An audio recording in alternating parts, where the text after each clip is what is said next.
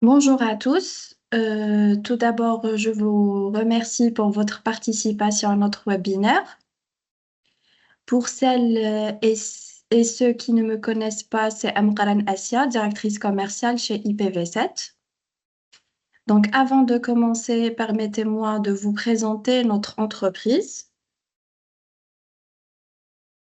Donc, IPv7 est une entreprise 100% algérienne.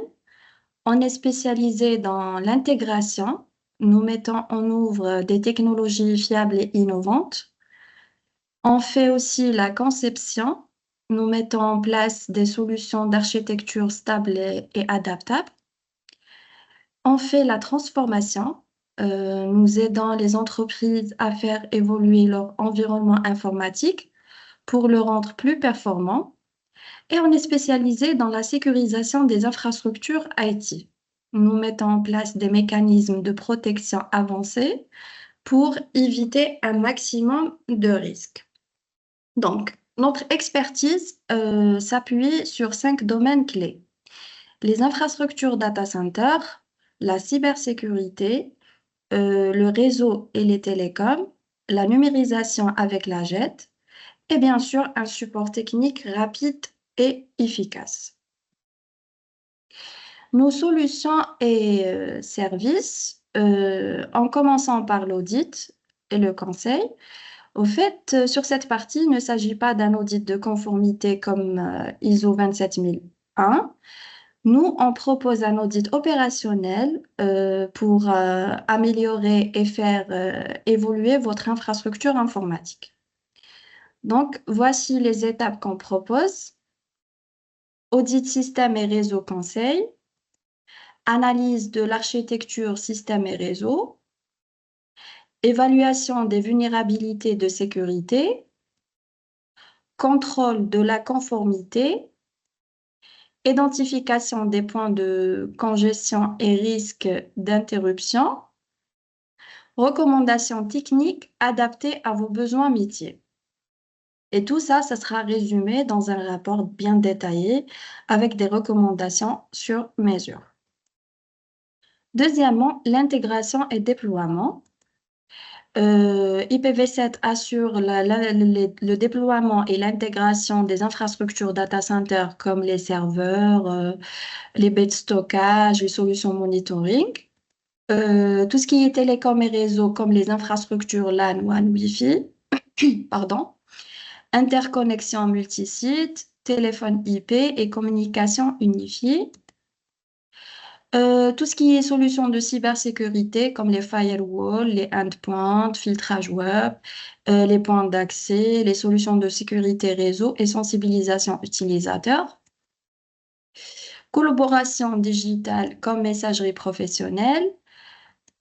Sécurité des accès comme authentification centralisée. Et tout ce qui est virtualisation et cloud. Et les systèmes et plateformes comme Windows et Linux. Gestion de projet. Au fait, cette partie commence dès la définition des besoins de clients jusqu'au déploiement final. L'objectif, c'est garantir des projets livrés dans les délais, avec la qualité attendue et surtout la satisfaction du client. Donc, pour cela, on assure un suivi régulier, des échanges transparents et une réactivité maximale pour s'adapter rapidement aux imprévus. Support technique. IPv7 propose un support standard 5 sur 7 et un support premium 7 sur 7. Généralement, il est proposé pour les entreprises avec des infra IT complexes. Et l'infogérance. L'infogérance partielle ou complète, tout dépend le cas du client. Le but de cette partie, c'est que vous allez bénéficier d'un accompagnement sur mesure pour maximiser la performance et la sécurité de votre environnement informatique.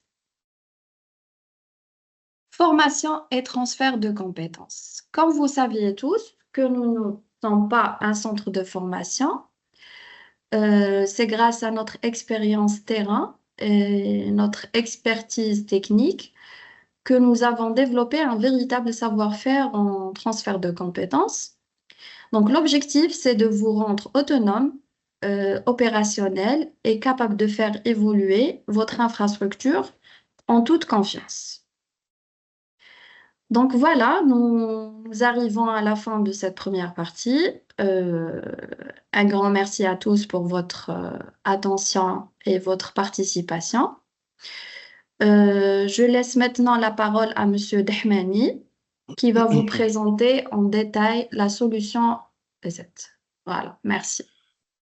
Merci Essia, bonjour à tous. Je ne sais pas si vous me recevez, vous m'entendez là, mon casque et mon micro il est bien réglé. Tu me confirmes, Essia? Oui, oui, je Bonjour confirme. Essia, comment ça va? Bonjour, ça va, et Merci. vous, ça va? Très très bien, merci. Merci pour cette belle Alhamdulillah. présentation. En effet, Merci. nous sommes très ravis et nous sommes fiers d'avoir un partenariat avec IPv7, un intégrateur à forte valeur ajoutée. Je remercie toute l'équipe et aussi je mentionne Mnawar, notre cher Mnawar, j'espère qu'il est parmi nous, j'espère qu'il va bien. Merci à tous d'être présents, merci d'avoir répondu positivement. J'espère que cette séance, elle va vous apporter des connaissances supplémentaires par rapport au domaine de la cybersécurité, qui en effet, il devient un sujet principal par rapport à la souveraineté des entreprises, mais aussi celle des pays, carrément. On parle plus de guerre avec des chars et tout, et des armes, mais on parle de guerre cybernétique. Et c'est dans ce sens-là que les acteurs en cyber, tels que EZ, ils sont en train constamment de chasser et pour chasser les menaces qui sont de plus en plus polymorphes, et sont de plus en plus sophistiquées. Donc voilà, je vais dérouler une présentation. Notre agenda, il va se passer sur deux parties. Une présentation d'ordre général sur des concepts, sur des définitions. Ça ne va pas être une présentation purement commerciale, mais c'est plutôt des concepts qu'on va partager ensemble et qui sera poursuivie par une présentation technique de la solution, une démonstration technique qui sera en fait menée par notre cher ingénieur avant-vente, M. Bassem Raklouki. En effet, je ne suis pas tout seul ici, je suis avec notre équipe, notre responsable marketing, Madame Mouna Belguesm, qui nous a aidé à organiser ce webinaire, que je remercie. Je suis avec notre account manager, M. Zietoumi, qui est en charge d'apporter assistance et accompagnement à nos clients et à nos prospects au niveau de l'Algérie. Et bien évidemment, moi-même, Mohamed Amin Dameni, directeur commercial des aides Northwest Africa. Je vais partager mon écran, je vais plus tarder, comme ça, je vais vous dérouler la présentation. Et surtout, n'hésitez pas, on va avoir une séance, je pense, de questions et réponses, où on va essayer d'avoir une séance interactive où tout le monde puisse donc partager son avis ou bien poser une question. Donc voilà, vous me confirmez déjà que vous voyez mon écran? Oui, c'est bon. Très bien, parfait, parfait. Donc aujourd'hui, l'intitulé de notre présentation, mesdames, messieurs, donc c'est les techniques utilisées pour pénétrer l'infrastructure IT des entreprises et comment s'en protéger. Et si vous voyez, il y a le hashtag Prevention First. En fait, Prevention First, c'est le slogan de EZ désormais. Elle est en train d'axer ses technologies, ses recherches sur la prévention au lieu de la rémédiation. Et on va voir ça en détail ensemble, qu'il vaut mieux passer du temps à surveiller, à anticiper, au lieu de remédier et répondre. Donc voilà, notre agenda, ça va porter sur trois principaux sujets. En fait, l'évolution des stratégies de cyberdéfense de l'antivirus vers l'IA, il en convient tout de même, mesdames, messieurs, de noter que l'intelligence artificielle, elle prend une grande place désormais, que ce soit utilisé d'une façon positive ou bien d'une façon, je dirais, pour le bienfait, mais aussi malheureusement, elle est parfois utilisée dans le mauvais sens par les attaquants, ce qui leur donne plus de puissance et plus d'autonomie et plus d'automatisation dans leur technique d'attaque. Puis par la suite, on va aborder le sujet des menaces. Quelles sont les menaces principales dans le paysage de la cyber? Et enfin, on va voir ensemble les solutions que fournissent ces aides.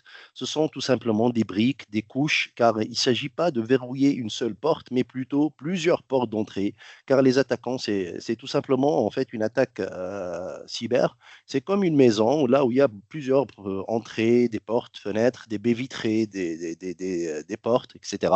Et donc le voleur, il essaye de pénétrer par l'une de ces issues-là qui n'est pas bien verrouillée. Quelques chiffres par rapport à EZ. Donc, qui sommes-nous? Nous sommes une entreprise qui a été créée 35 ans en arrière. Donc, on a commencé par un simple antivirus. Le propriétaire de l'entreprise lui-même qui a créé cet antivirus, c'était à l'époque appelé Note32, qui était réputé d'être un antivirus simple, léger, mais qui protégeait bien les internautes en fait. Donc voilà, on compte plus de 1 milliard d'internautes qui sont protégés par la technologie EZ. En effet, nous faisons partie de l'alliance cyberdéfense de Google. C'est une alliance en fait qui rassemble plusieurs acteurs qui sont constamment à la recherche et à la chasse des menaces. Donc, à travers notre partenariat avec Google, nous étions à certains moments embarqués dans le navigateur Google Chrome et nous protégions les navigateurs, les internautes des activités malveillantes lors de leur navigation. On compte 110 millions d'utilisateurs protégés par nos solutions directement, c'est-à-dire qui sont déployés sur des machines, et nous sommes le premier éditeur européen. Donc voilà, nous comptons plus de 2200 employés partout dans le monde. Il s'agit de 23 bureaux répartis sur tous les continents. Et enfin, un chiffre très important, 13 laboratoires de recherche et de développement qui sont répartis sur les différents continents de sorte qu'ils travaillent 24 sur 24.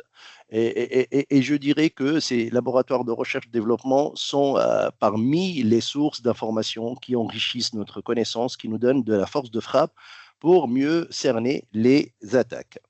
Quelques récompenses, il en convient de citer quelques récompenses qui ont été accordées à AZ ces derniers temps, tout récemment.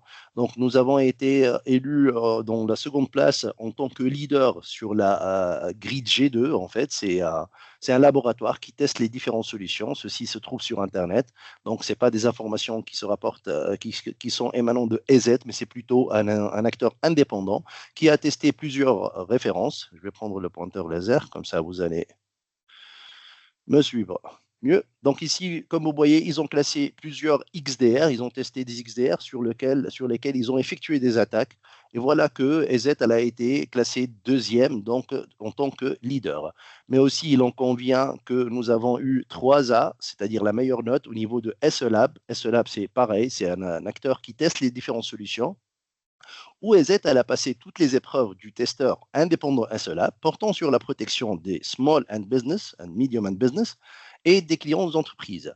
On a donc 100% de protection, assuré 100% de protection lors de ces tests-là, des différents types d'attaques qui ont été effectuées. Toutes les menaces, elles ont été neutralisées ou bloquées.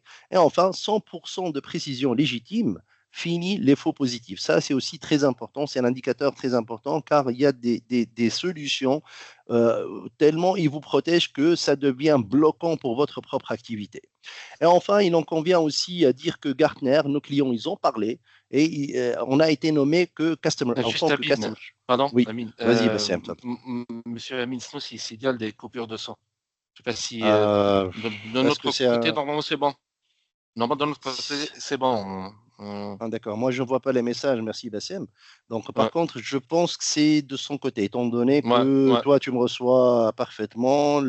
Essia, est-ce que tu confirmes que tu le reçois parfaitement aussi? Pour voir si c'est au niveau de la Tunisie, car on est connecté de notre bureau de Tunis là actuellement. Essia, tu es toujours avec nous? C'est pas grave. Moi je t'entends, Amine, parfaitement, peut-être parce qu'on est. Et M. Mohamed, il confirme qu'il a une très bonne connexion. Je vous entends, je suis là. Très bien. Est-ce qu'il y a des coupures de votre côté? Ouais. Est-ce qu'il y a des coupures de ton côté? Non. Monsieur Mohamed, je sais pas, c'est Monsieur Mohamed Snoussi en fait micro coupure. Je pense, puisque elle est en Algérie, elle nous entend parfaitement. Nous ici localement en Tunisie, on s'entend parfaitement. Voilà. Donc essayez de basculer vers une autre connexion. Merci, Monsieur Mohamed. Merci à vous d'être présent. Donc, je reprends la présentation. Donc, voilà, je disais que finalement, au niveau de Gartner, nous avons été nommés Customer's Choice pour les entreprises avec un chiffre d'affaires annuel compris entre 50 millions et 1 milliard de dollars selon le Gartner. C'est le Peer Insight, en fait, il collecte des avis, des retours d'expérience. Cette enquête, elle s'appelle Voice of the Customer. Donc, nous avons été donc nommés Customer Choice, nous étions le choix des clients au niveau des plateformes de protection des endpoints. Ces informations-là, mesdames, messieurs, vous pouvez les trouver sur Internet. Ce n'est pas des informations EZ, c'est des acteurs indépendants qui testent les différentes solutions. Donc voilà, là. Maintenant, on va voir la première partie, il s'agit de l'évolution des stratégies de la cyberdéfense de l'antivirus simple, 35 ans en arrière, vers l'IA, l'intelligence artificielle qui va prendre le relais et on va voir exactement comment elle va prendre le relais, cette intelligence. Donc voilà, les années 90, pendant la décennie entre les années 90 et 2000, c'était caractérisé par un simple antivirus et un pare-feu pour faire des analyses binaires 0-1, ou bien ça passe, ou bien on bloque. L'objectif pendant cette période, c'était de protéger contre les menaces connues à l'aide d'un antivirus et d'un pare-feu. C'était tout simplement ça. Les technologies, c'était quoi? C'était un simple antivirus qui se concentre sur la détection de virus à partir de bases de signature. Donc, on a une base de signature, une liste de personnes recherchées, comme celle de la police, en fait, une liste de virus qui sont connus. Et voilà que si on trouve que c'est conforme à un virus, donc on le bloque. Le contexte, c'était un contexte caractérisé par des menaces généralement simples, des attaques limitées aux systèmes individuels et aux réseaux locaux. C'était simple à l'époque, c'était la joie de vivre. Donc voilà, au niveau des années 2000 et 2010, donc on commence à parler de prévention des intrusions et gestion des vulnérabilités. On s'explique. Ici, l'objectif, ça devient plutôt réagir aux attaques avec des systèmes de détection d'intrusion, IDS, et des outils de gestion de vulnérabilité. Les technologies utilisées pendant cette époque, c'était que l'IDS surveille le trafic réseau à la recherche de comportements suspects.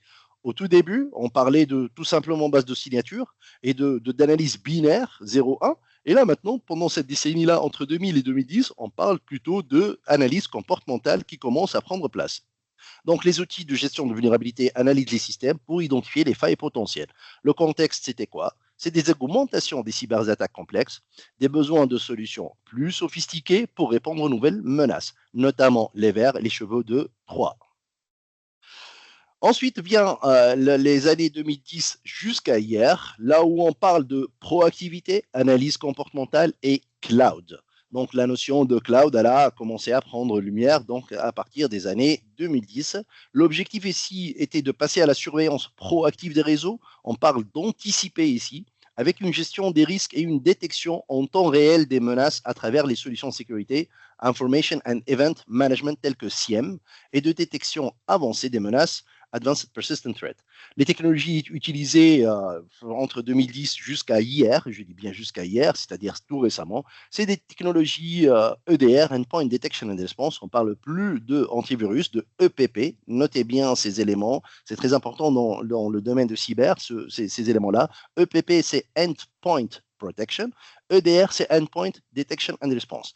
Donc là, les EDR, ils commencent à prendre de l'avance par rapport à un simple EPP. Un simple EPP n'est plus suffisant pour pouvoir avoir une visibilité accrue. Donc, le contexte pendant cette période-là, c'était des entreprises qui adoptent le cloud. Donc, on parle d'environnement hybride, on ne parle plus d'environnement physique, purement physique. On fait appel à des environnements qui sont hébergés dans le cloud, qui multiplient les vecteurs d'attaque. En fait, plus on ouvre des surfaces, plus on s'ouvre vers Internet, plus on risque d'avoir des surfaces d'attaque. Et donc, voilà, c'était ça pendant cette décennie-là. Et aujourd'hui, on parle de quoi?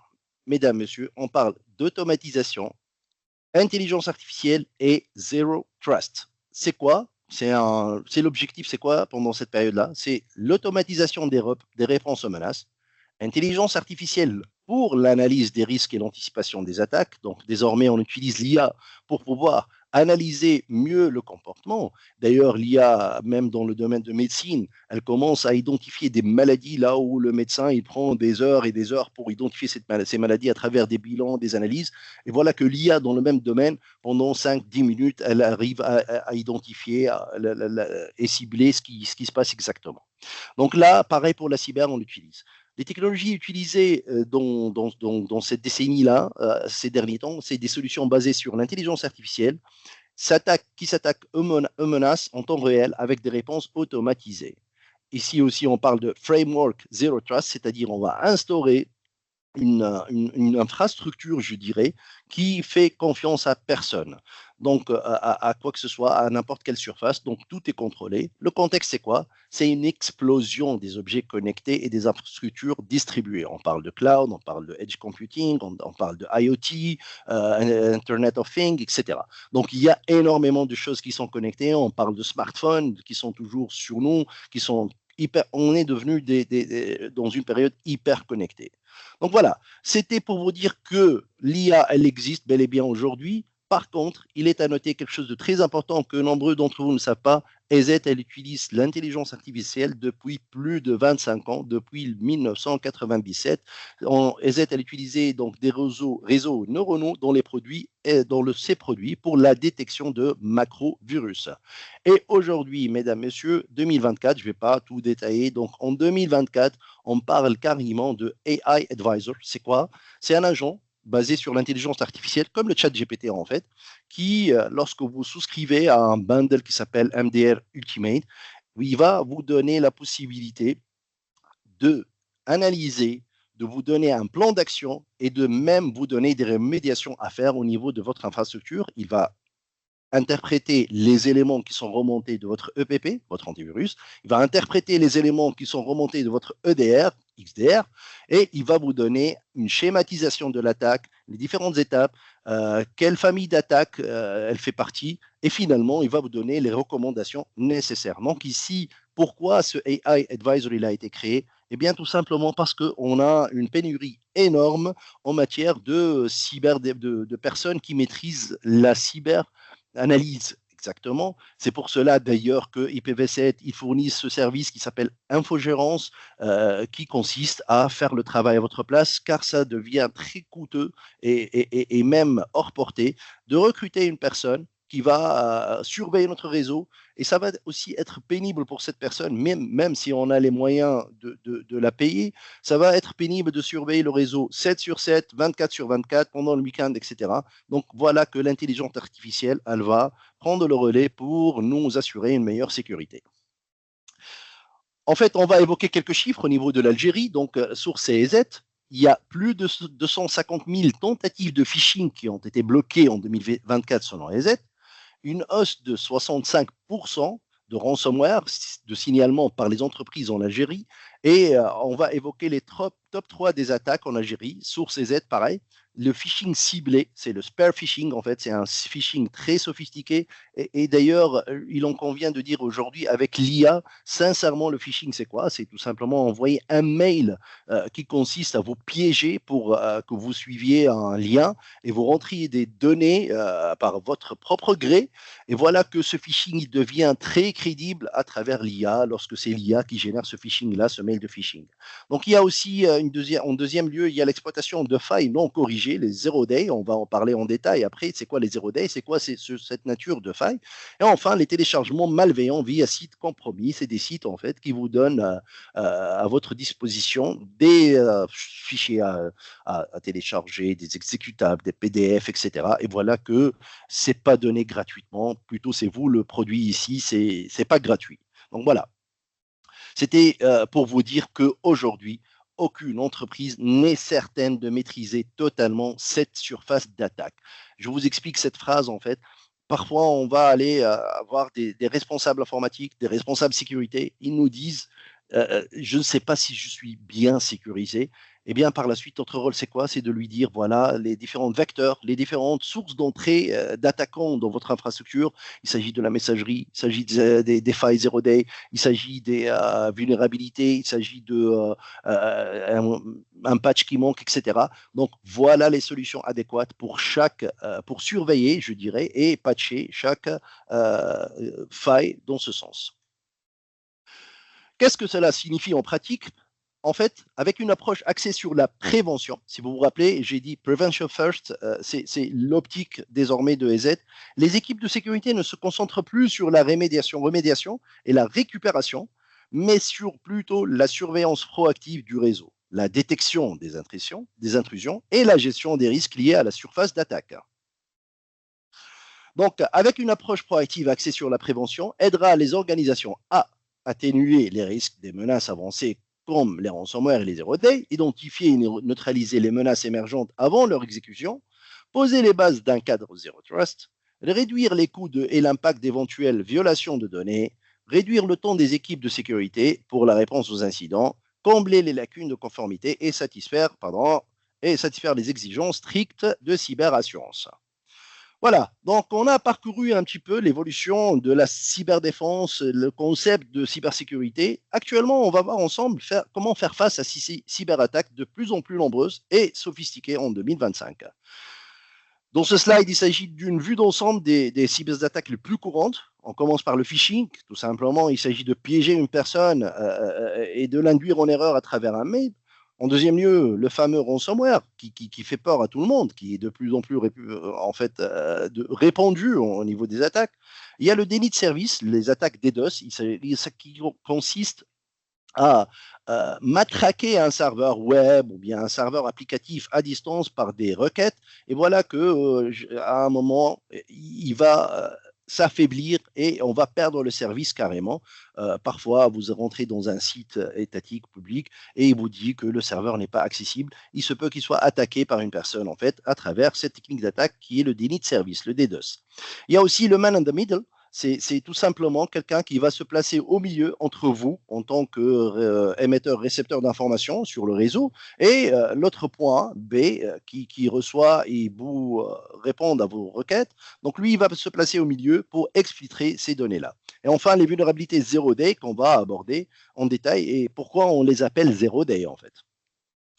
Ici, il s'agit d'une illustration, mesdames, messieurs, qui vous démontre qu'une attaque, c'est pas comme on pensait auparavant, c'est pas ponctuel, ça n'arrive pas à un moment bien spécifique, instantanément, mais il s'agit plutôt d'un travail qui se fait en silence et qui s'étale sur une période allant de semaines jusqu'à des mois.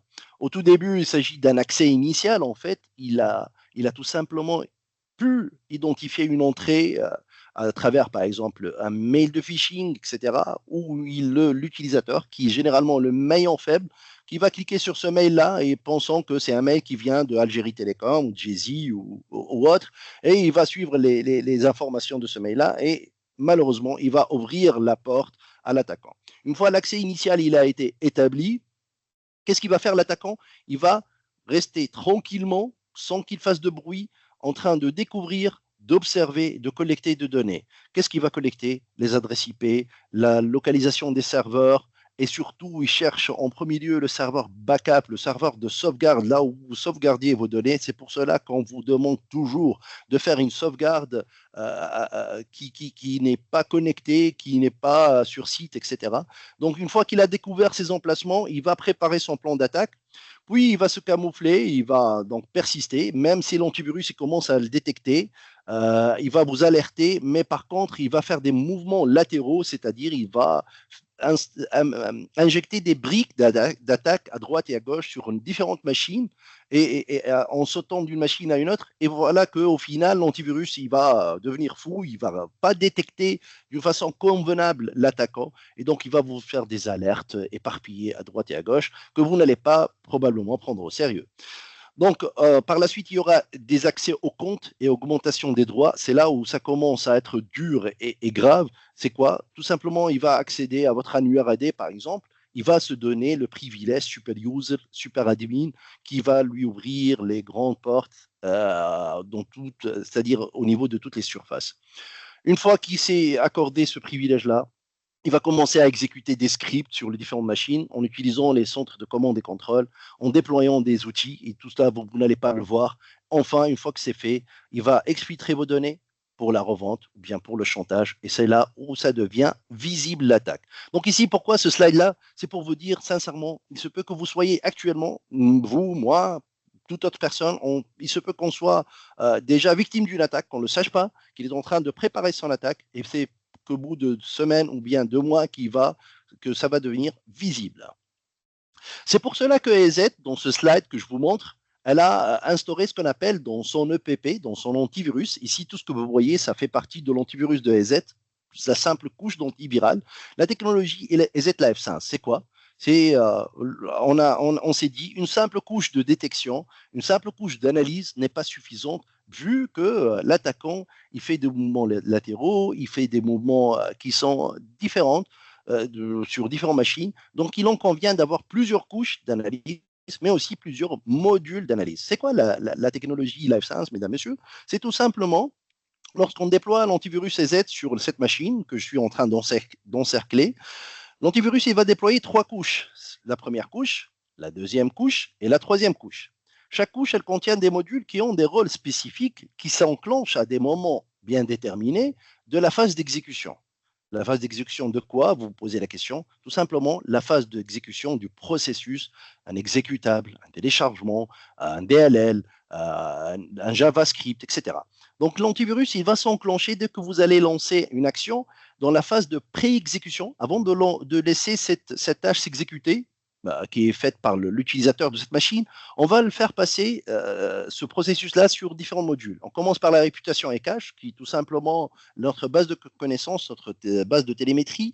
Il s'agit de voir si ce processus-là, il n'est pas connu comme étant une éventuelle menace. Il y a le Network Attack Protection, c'est quoi? C'est un module qui va analyser les trames IP entrant au niveau de votre machine pour voir s'il ne s'agit pas d'une attaque réseau. D'ailleurs, c'est grâce à ce module-là qu'à l'époque, EZ, c'était parmi les seuls éditeurs à pouvoir protéger contre WannaCry à l'époque, qui était une attaque fataliste où aucun éditeur n'a pu détecter. Il y a aussi le module UEFI Scanner, c'est quoi? C'est tout simplement un module qui va analyser le BIOS pour voir si le BIOS de la machine n'a pas été victime d'une menace. Mais aussi, il y a le machine learning, mesdames, messieurs. En fait, c'est quoi le machine learning que ITLZ utilise dans son antivirus? C'est tout simplement un module qui va apprendre et se familiariser avec le comportement de cette machine. Moi, personnellement, je viens tous les jours, je fais pratiquement à 98% la même chose sur ma machine. J'ouvre Outlook Express, j'ouvre le navigateur, je vais sur tel site XYZ. Donc, ce module-là, il va mémoriser votre comportement de quotidien. Et s'il s'aperçoit qu'il y a quelque chose de différent, d'étrange à l'habitude, il va tout simplement enclencher et demander aux autres modules d'activer des analyses supplémentaires, mais aussi de faire solliciter le cloud si vous avez une console en cloud pour pouvoir en fait faire des analyses supplémentaires. Donc là, on s'est dit que lors de la phase de pré-exécution, il y a ces modules-là. Il y a aussi le Brute Force Attack Protection. C'est un module tout simplement qui va vous aider à se prémunir contre les attaques brute force. C'est quoi? C'est quelqu'un à distance qui va réussir à injecter un petit script sur votre machine et qui va enclencher des algorithmes pour identifier tout nom d'utilisateur ou mot de passe au niveau de cette machine, que ce soit au niveau du navigateur, de la session, des applications, etc. Donc, dès que ce module-là, il détecte qu'il y a une activité d'algorithme qui essaie d'identifier ces informations délicates, il va arrêter ce processus. Il y a le device control, comme son nom l'indique. Dès qu'on branche un device au niveau de la machine, il va l'analyser avant de laisser s'exécuter. Il y a le DNA detection, en fait, c'est tout simplement un module qui travaille conjointement avec les réputations et cache. Dès qu'il trouve un fichier, même si en grande partie il y a des codes qui sont sains, s'il trouve des bouts de code dans ce virus-là, ou bien dans ce processus qui font partie de cette base, il va le bloquer aussi. Et finalement, il y a le InProduct Sandbox, c'est quoi? C'est le sandbox local, là où on va émuler le système existant sur cette machine. Par exemple, nous avons Windows 10 ici. Donc, lui, il va créer de côté, sur la même machine, une sorte d'environnement qui ressemble à Windows. Avant de laisser s'exécuter le fichier, on va le rentrer ici afin de voir s'il essaie de déployer des codes malveillants, et ainsi on le bloque lors de la phase de pré-exécution. C'est comme un laboratoire de test ici, mais qui est trop léger pour qu'on n'alourdit pas la machine en sollicitant trop de ressources pour l'analyse. D'accord? C'est pour cela que le concept de sandboxing cloud, il a été créé pour les limites que présente ce sandboxing local, mais tout de même, il en reste utile.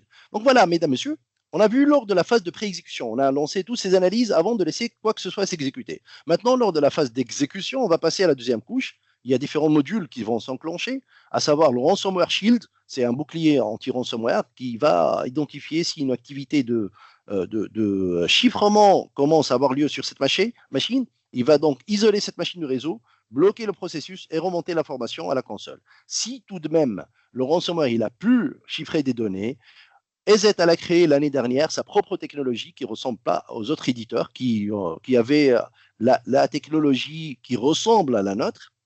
Pourquoi je dis qui ressemble? Car tout simplement, les autres éditeurs, en fait, ils avaient le ransomware rollback, mais c'est tout simplement, il fait appel à des images shadow, des sauvegardes qui sont présentes un peu partout, au niveau de cette machine ou bien sur le réseau local, qui va restaurer. Or que l'attaquant, dès qu'il commence son attaque, il va tout de suite attaquer directement ces sauvegardes-là. Par contre, chez EZ, il s'agit d'une autre technologie que sincèrement, ils ne l'ont pas partager en détail, mais qui vous aide. Même si vos fichiers ils ont été chiffrés, il va restaurer ces fichiers et vous allez voir en temps réel qu'il y a des fichiers qui se créent qui s'appellent .restore à la fin, en fait. C'est tout simplement pour pallier au chiffrement des données. Il y a le Intel Threat Detection Technology, c'est un partenariat avec Intel qui, lorsqu'il y a des machines qui sont équipées du processeur Intel, on améliore la détection comportementale à travers cette technologie-là. Le script scanner et MSI, comme son nom l'indique, pour analyser les scripts. Le Deep Behavioral Inspection, c'est la sonde HIPS. En fait, cette sonde, elle va protéger votre machine, votre infrastructure contre toute modification au niveau de cette machine, que ce soit dans les clés de base de registre, que ce soit au niveau des règles, etc., qui sont mises au niveau de cette machine, mais aussi lorsqu'elle détecte qu'il y a une application que vous avez téléchargée, que lorsque vous la lanciez, elle va effectuer des commandes de modification au niveau du système de votre machine. Donc, cette sonde HIPS, elle va bloquer ce processus, mais aussi on peut, à travers la console que vous allez voir avec Bassem, qu'on lui demande de bloquer spécifiquement, on peut lui spécifier de bloquer tel processus, par exemple, tout ce qui est téléchargement au niveau sur le réseau, etc. Des applications de téléchargement, je voulais dire. Le exploit blocker, c'est quoi? C'est que les laboratoires de EZ, ils informent l'antivirus, ils lui disent attention, au niveau de tel logiciel, il y a une défaillance, voici le patch en attendant que l'éditeur, le patch provisoire, en attendant que l'éditeur il sort sa mise à jour. Par exemple, sur Mozilla Firefox, il y a une faille qui est exploitée. Donc, l'exploit blocker, il va bloquer, contrer toute tentative d'exploitation en attendant que l'éditeur de Mozilla il fasse sortir son patch. Le Advanced Memory Scanner, c'est pour faire face à des attaques sans fichier. Donc voilà, ça, tout ce que vous avez vu ensemble, c'est des techniques, des modules qui vous aident à contrer les différents types d'attaques. Bien évidemment, ce n'est pas une 100% de sécurité, mais tout de même, ça reste quelque chose de très solide puisqu'il y a différentes phases, différentes couches, différents modules spécifiques. Ça, c'était pour vous dire que l'antivirus DZ, par défaut, il vous donne droit à tous ces modules. Ceci donne quoi? Il donne des protections des endpoints et des serveurs, que ce soit des serveurs Windows, Linux, etc., mais aussi des endpoints physiques ou bien virtuels ou bien des serveurs virtuels, une protection contre les ransomware, le blocage des attaques ciblées, la prévention des violations de données, etc. Mais aussi, il en convient de dire que EZ, elle fournit la possibilité de faire du mobile device management, mais aussi la protection des téléphones, car aujourd'hui, des sociétés donnent des téléphones à leurs employés ou bien des tablettes à leurs employés pour pouvoir effectuer des tâches opérationnelles de tous les jours, etc. Donc, EZ, elle vous donne, lorsque votre console, elle est en cloud. En fait, je voulais juste donner une petite information. Après nos expériences, après notre travail avec nos différents partenaires sur l'Algérie, éventuellement avec IPv7, on a pu constater que ce n'est pas le cas pour l'Algérie seulement, mais aussi pour le Nord-Afrique, carrément, même pour la Tunisie. Il y a une réticence contre le cloud. Et ceci, il nous empêche, lorsqu'on a une console en promise, ça nous empêche d'avoir des fonctionnalités supplémentaires. Il y a des fonctionnalités qui ne sont activées que lorsque la console elle est en cloud. Mais tout de même, je vous donne l'information. Et ceci dit, il y a beaucoup de choses qui fonctionnent, même si la console, elle est on-premise. Et Bassem, il va vous donner par la suite la différence entre on-premise et on-cloud. Et c'est quoi l'avantage et l'inconvénient des deux. Et je dirais que les inconvénients, ils sont seulement au niveau de la on-premise. Sur le cloud, c'est beaucoup plus sécurisé et c'est beaucoup mieux. Donc voilà, c'est juste une parenthèse par rapport à ce qui caractérise je dirais, le paysage des pays d'Afrique. C'est généralement une réticence contre une console en cloud. Ici, le mobile device management ainsi que la protection du mobile, tout simplement, elle n'est pas activée si on a une console on-premise. Et ceci dit, ça reste logique car c'est un téléphone ou bien c'est un équipement qui va se connecter à un réseau externe de l'entreprise, d'où alors on va perdre la visibilité sur ce device-là. On a aussi la possibilité, EZ, elle donne la possibilité de protéger cette surface d'attaque qui, à savoir, il y en a des entreprises qui l'adoptent de plus en plus. Donc, c'est le Microsoft Office 365. Je ne vais pas trop m'attarder là-dessus. Je sais qu'il n'est pas trop sollicité au niveau du marché algérien ou bien tunisien dans ce sens. Donc, je ne vais pas trop m'attarder. Mais sachez, mesdames, messieurs, cette surface-là, Même si vous allez tout simplement souscrire au niveau du cloud de Microsoft, sachez que vous n'êtes pas protégé à 100% par rapport à cette surface qui se peut qu'il vous ait des attaques à travers cette surface et que ça échappe à Microsoft. Donc, EZ elle a fait un partenariat avec cet éditeur pour pouvoir intégrer notre technologie de protection sur votre tenant si jamais vous êtes souscrit à une telle technologie. Il y a la protection des accès, chose qui est très importante et désormais ça devient une nécessité. Donc c'est le fait d'instaurer la double authentification pour s'assurer que vous êtes bien l'utilisateur authentique de l'entreprise qui accède soit à la console de l'antivirus, soit à l'environnement Microsoft, soit à votre session. Donc il en convient et c'est fortement recommandé. Et je vous jure, on a vu pas mal d'attaques qui ont été perpétrées, malheureusement, car le client, il a oublié de mettre de la double authentification, bien que c'est un utilitaire très simple et très léger et qui coûte pas cher, mais parfois les gens le négligent. Et voilà que l'attaquant, il réussit à s'authentifier, alors que si on avait cette couche, dès qu'il a rentré les éléments, et si on avait cette couche, tout simplement, il y aura un message qui va partir vers l'utilisateur authentique et qui va dire non, c'est pas moi. Il va donc bloquer cet accès. C'est juste pour vous dire que la double authentification, elle la recommande dans les best practices au niveau de votre infrastructure. C'est une solution qui s'appelle EZ Secure Authentication. Le patch management des scanners de vulnérabilité, c'est parmi les options qui ne sont valides et valables que lorsque vous avez une console en cloud, mais ceci dit, ça reste quelque chose de désormais très important d'avoir une telle fonctionnalité au niveau de notre infrastructure. C'est quoi? C'est tout simplement un module qui se rajoute à nos bundles, à nos packages de sécurité et qui consiste à faire l'analyse au niveau de toutes les machines, des endpoints, des logiciels tierces, mais aussi de l'OS, et il vous fait un constat des vulnérabilités existantes au niveau de tous les éléments et vous donnez aussi le patch à appliquer et la mise à jour à appliquer. En fait, ça, on revient à ce qu'on appelle les attaques zero day. C'est quoi les attaques zero day? C'est des attaques qui ne sont connues d'aucun éditeur jusqu'à l'heure et à travers lesquelles l'attaquant il va exploiter une faille au niveau d'un logiciel. Par exemple, Zoom Meeting, il sollicite un port de communication qu'il ouvre automatiquement lorsqu'on l'installe, ou bien Google Meet, ou je ne sais pas quoi. Donc, il ouvre un port par défaut, et voilà que l'attaquant, il sait que ce port, il est ouvert constamment au niveau de notre réseau, et que le firewall, il l'autorise, d'accord? Et voilà qu'il va l'exploiter pour pénétrer dans la machine, et dans ce sens, si on ne patche pas ou bien on ne met pas à jour notre solution, notre logiciel ou bien notre OS, l'attaquant risque d'avoir la porte grande ouverte, d'où alors il en convient d'avoir une solution de patch management et de scanner de vulnérabilité. C'est ça le principe en fait de cette fonctionnalité. Comme je vous ai dit, c'est une fonctionnalité qui n'est valide et valable que lorsque vous avez une console en cloud. Voilà. On a parlé de ce qu'on appelle un EPP, un antivirus, les modules, les couches, etc. Mais par contre, un EPP tout seul ne suffit plus. Pour contrer des attaques de plus en plus sophistiquées, il en faut un XDR. D'où alors on parle de Extended Detection and Response. C'est une couche qui se rajoute au niveau de l'antivirus que EZ fournit, car pour avoir l'XDR, il faudrait impérativement avoir l'EPP, et cela va vous l'expliquer Bassem par la suite, notre ingénieur avant-vente.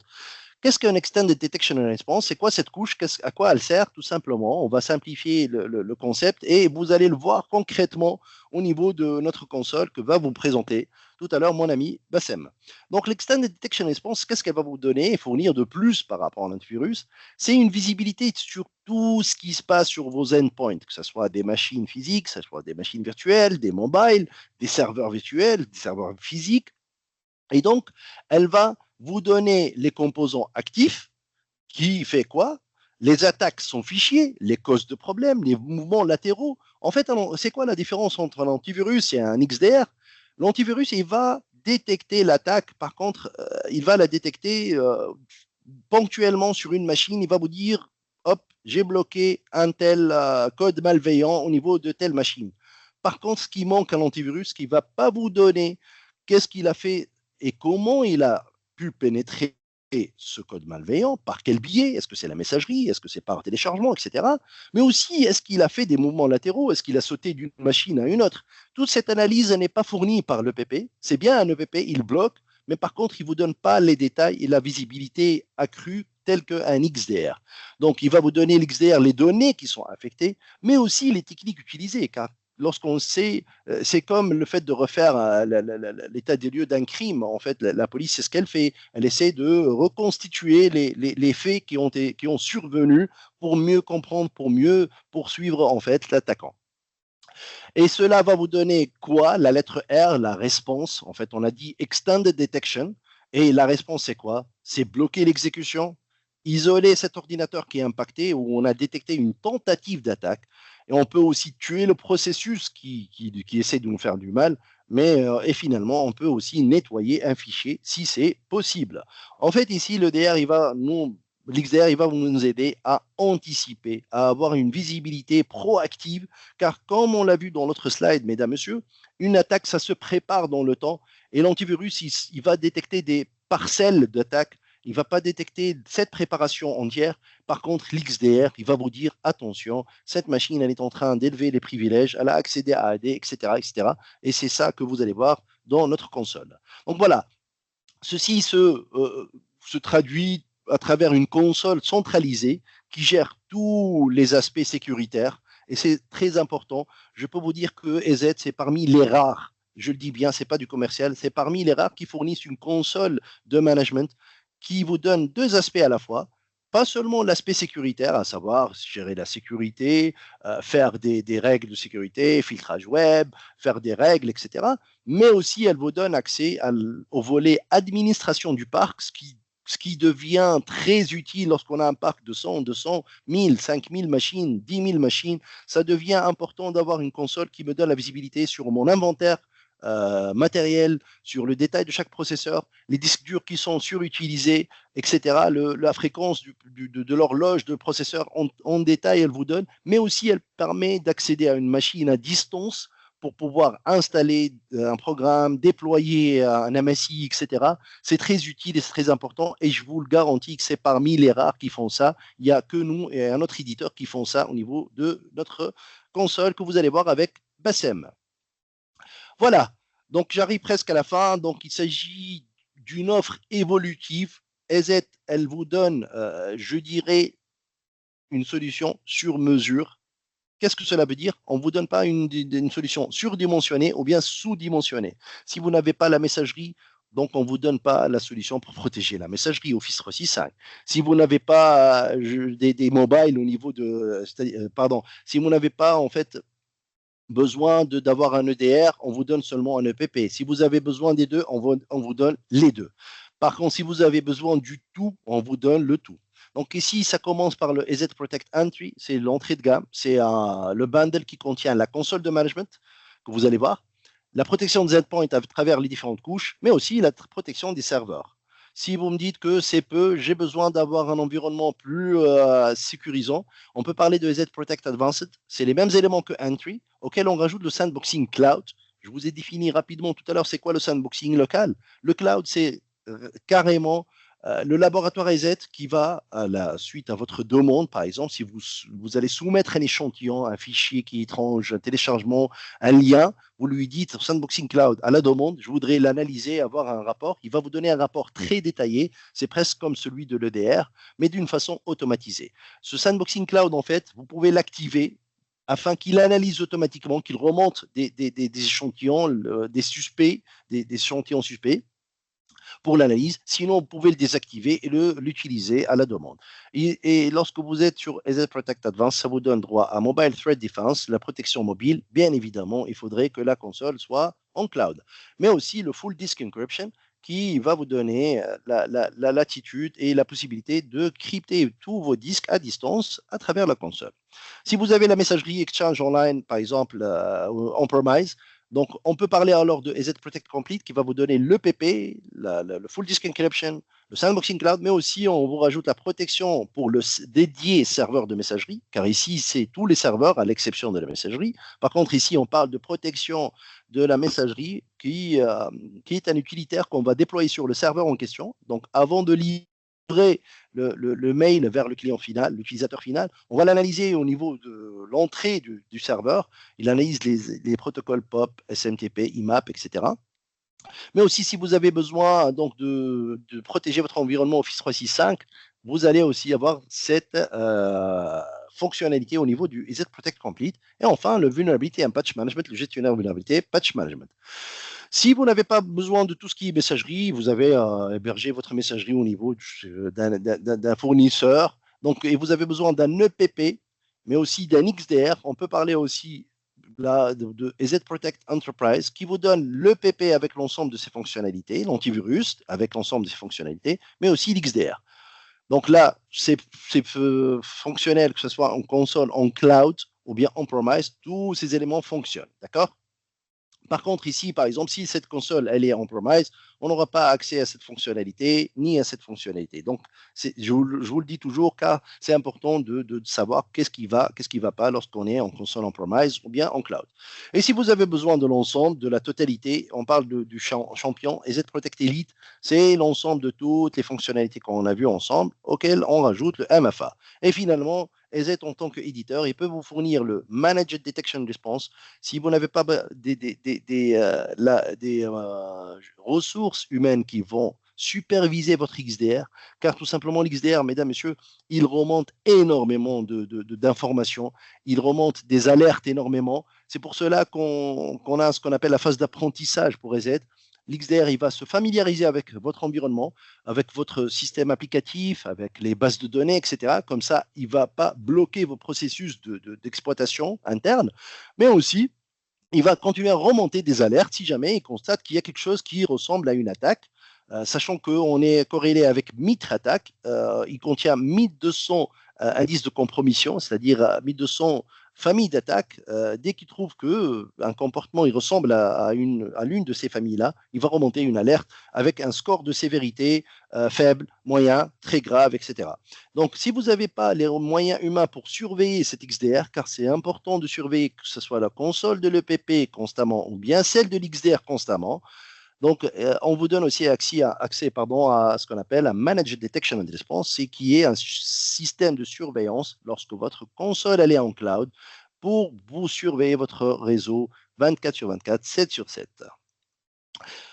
Dernier slide, il s'agit d'un comparatif marché. Là où on voit que EZ couvre l'ensemble de la surface vulnérable, comme je vous ai dit au tout début, c'est quoi l'attaque? C'est tout simplement une surface qui a été exploitée, une porte mal verrouillée, une fenêtre mal fermée, etc.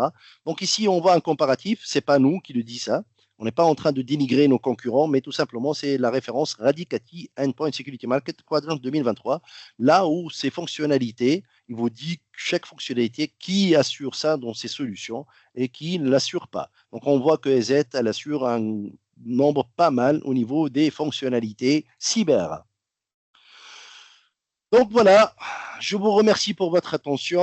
Je ne sais pas, Mouna, si on peut ouvrir s'il y a des questions, bien évidemment. Si on peut ouvrir le micro s'il y a des questions. S'il n'y a pas de questions, donc on peut passer la parole à notre cher Bassem.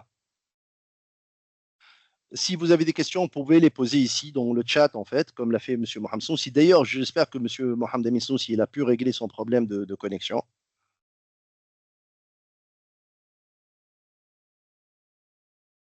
N'hésitez pas, mesdames, messieurs, à poser vos questions ici dans la messagerie si vous avez des questions. Sinon, vous pouvez approcher notre account manager Zied par la suite, ou bien notre cher Essia, ou bien notre cher Mnawar, si vous avez des questions qui vous viennent à la tête ultérieurement.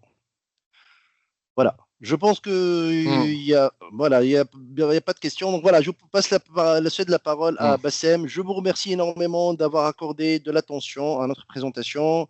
Merci à tous. Bon courage, Bassem, et à toi de jouer. Merci, Amine. Bonjour tout le monde. Voilà, je vais commencer à partager mon écran.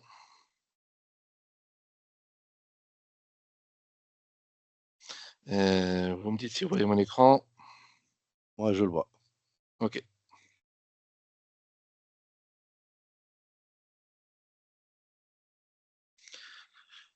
Donc là, je vais accéder au portail de gestion des licences qui permet d'activer les consoles cloud. Bon, je vais partir sur la console cloud parce qu'il y a toutes les fonctionnalités.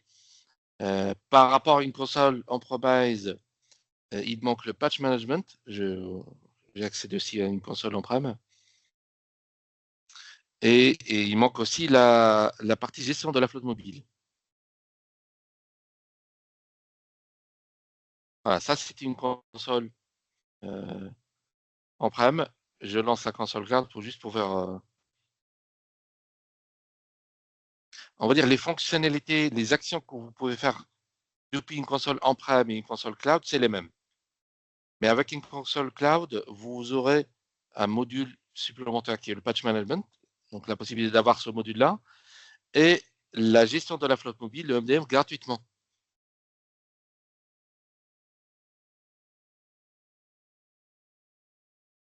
Donc là, ça on-prem, on va dire. Et ça, c'est voilà, c'est du cloud. Donc, je vais partir sur du cloud.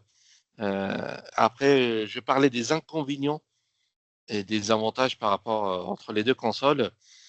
Et je vais m'attarder trop parce que, par expérience, les clients qui ont subi des attaques, c'est seulement des clients avec des consoles on-premise et non pas des consoles cloud. Déjà, pour partir du point que la console cloud, elle est basée sous Linux et elle est hébergée dans voilà, les data centers de AZ, c'est voilà, les plus sécurisés au monde. Par rapport à une console on-prem, ça sera hébergé chez vous. Les clients qui étaient attaqués, c'est des clients, je dis par expérience, en général, c'est des Windows. Mais voilà, voilà, il y a des contraintes par rapport à une console cloud. Donc, je vous présente la console AZ Protect. Donc, ça, c'est le tableau de bord. Comme vous voyez là, il y a des onglets qui sont là et qui dépendent de votre type de licence. Ça, c'est côté patch management. Ça, c'est la protection de la messagerie, que ce soit Office, de la messagerie Microsoft ou de l'environnement Google Workspace. Voilà, il y a des onglets qui dépendent de votre licence. Il y en a d'autres qui sont par défaut. Le principe de fonctionnement de AZ, c'est simple. On installe un agent d'administration qui va faire office de communication entre les machines et la console. Et l'agent va vous permettre d'administrer ces machines-là. Ce n'est pas le produit de sécurité, c'est juste l'agent d'administration. Donc, à la différence d'autres éditeurs, ils n'ont pas cet agent-là, ou d'autres éditeurs, ils nomment agent. Ils disent que c'est un agent, mais pour eux, c'est le produit endpoint lui-même, c'est le produit de sécurité. C'est AZ, l'agent, c'est l'agent de management, c'est l'agent d'administration. Je vous montre tout de suite. Dès que vous installez l'agent, vous aurez des informations qui remontent de cette façon. Le FQDN, l'adresse IP, des informations matérielles. Et voilà, de l'OS, ça c'est du 21H2, c'est un Windows 10, des informations avec l'espace disque, voilà. Donc il fait de l'inventaire matériel. Il fait aussi de l'inventaire logiciel. Ça vous donne une idée sur la liste des logiciels installés. Et ça vous donne la main pour désinstaller les logiciels à distance. Par défaut, il y a une tâche native qui permet de désinstaller le logiciel. Mais si vous voyez non, donc c'est vu que la tâche par défaut ne désinstalle pas. Mais vous pouvez quand même désinstaller ce logiciel en exécutant des commandes CM2 PowerShell qui permettent de désinstaller ça. Et c'est toujours l'agent qui fait ça. Je parle de l'agent, c'est celui-là. AZ Management Agent. L'antivirus, le endpoint, c'est celui-là. Donc, si on parle de l'agent, qu'est-ce qui fait aussi l'agent? Il permet d'envoyer un petit message, d'arrêter et redémarrer les PC, de faire fermer les sessions des utilisateurs à distance. Et je vous donne le cas, vous avez un serveur RDS qui est saturé, plusieurs utilisateurs qui sont connectés et vous souhaitez déconnecter tout le monde à la fois. Donc, vous créez une tâche, vous lancez cette tâche de déconnexion, ça ferme automatiquement les sessions tous à la fois. Vous pouvez désinstaller un logiciel, comme on a vu, lancer des commandes CM2 PowerShell, installer un logiciel. Donc, avec AZ, vous pouvez quand même installer des logiciels. Cette tâche native permet d'installer des MSI, par exemple, pour Windows. et aussi des logiciels pour Linux et Mac aussi. Et vous pouvez lancer des mises à jour de l'OS depuis la console Z, et c'est toujours l'agent qui fait ça. Donc, je montre juste le menu, ça, voilà, isoler la machine des réseaux, donc redémarrer, arrêter et fermer les sessions ou déconnexions, ça c'est l'agent. Le RDP, vous avez la possibilité de se connecter via RDP, voilà, au terminal, voilà. Donc, tout ça, c'est l'agent.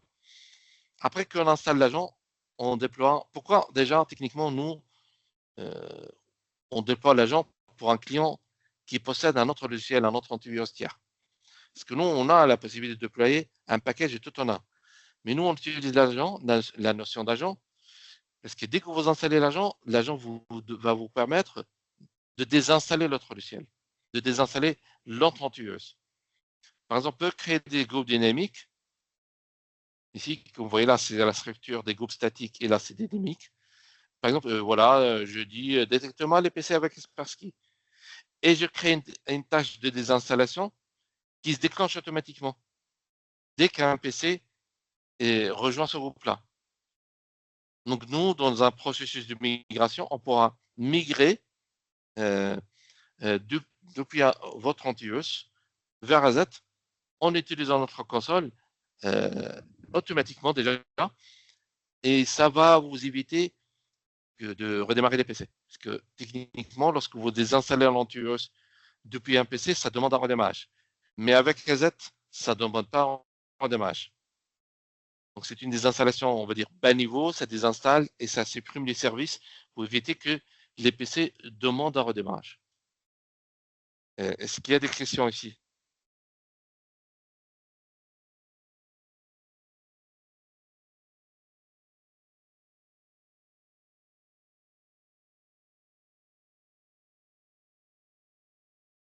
Je ne sais pas s'ils ont accès à leur micro, mais bon. Donc, si, de toute façon, si vous... Ils peuvent les mettre sur la discussion et comme ça, je t'alerte, Bassem, hein. Ou bien Ok, ils pas de peuvent problème. lever la main. Ils peuvent lever la main pour poser une Ok, question. ok, pas de souci. Donc là, comme j'ai dit, les groupes dynamiques. Le point fort aussi de la console, c'est ces groupes aussi. Donc ça va vous permettre aussi de faire d'autres choses. Vous pouvez faire de l'inventaire spécifique, des actions spécifiques. Donc les groupes dynamiques, c'est destiné pour filtrer les PC avec des critères bien spécifiques. Par exemple, dans ce cas-là, là, j'ai dit détecte-moi les PC avec un espace disque inférieur à 40%. Je dis détecte-moi les PC avec 4 Go de RAM et avec de type de RAM DDR3. Donc, vous avez la possibilité de créer des groupes dynamiques selon votre besoin. Il n'y a pas de limite. Il y en a des centaines de critères qui vont vous permettre de créer des groupes dynamiques. Et encore, comme j'ai dit, vous pouvez automatiser des actions sur les groupes dynamiques. Par exemple, là, je dis détecte-moi les PC avec Chrome et je crée une tâche qui permet, voilà, voilà, détecte-moi une version bien définie de Chrome et je crée une tâche qui installe la dernière version de Chrome. C'est juste, voilà, c'est entre parenthèses, c'est comme si on est en train de contourner la fonctionnalité patch management. Mais bon, on a quand même le patch management, mais ça, c'est voilà, c'est des techniques pour contourner si on n'a pas vraiment le patch management. Voilà. Tout ça, c'est l'agent qui fait ça. Après, dès qu'on installe l'antivirus, la première chose à faire, c'est appliquer les stratégies ou les politiques de sécurité. Parmi les politiques qu'on doit appliquer, c'est protéger l'antivirus et l'agent, on va dire, tous les produits, on va dire, avec un mot de passe. Ça sera un mot de passe pour contre la désinstallation et la modification des paramètres du produit. Donc là, je vous montre vite fait. Donc voilà, c'est OK une politique voilà, pour voilà, protéger l'antivirus par un mot de passe. On pourra créer des politiques, par exemple, voilà, pour faire le blocage USB, le filtrage web, je vous montre vite fait. Une politique que j'ai déjà créée auparavant. Voilà. Je vais prendre la partie USB. C'est nous, on appelle contrôle des appareils. Donc là, j'ai créé une règle qui bloque tout type d'appareil. Donc là, il y a stockage disque, imprimante USB, voilà. J'ai créé une deuxième. J'ai dit d'autoriser les imprimantes. Et une troisième, une autre règle, qui est d'autoriser un modèle spécifique d'un flash disk, qui est carrément le numéro de série. Voilà, j'ai juste un exemple. Donc, dans cette logique-là, dans cette la configuration, ça signifie que tout sera bloqué à l'exception de ce flash disk-là. Le fait qu'on a mis le numéro de série signifie que seulement ce périphérique sera autorisé et les imprimantes USB. Pour les imprimantes USB, comme vous voyez là, il y a un créneau horaire. Si on voit dans les règles, appliqué pendant acheter. Acheter pour dire heure de travail. C'est un créneau que j'ai créé moi-même.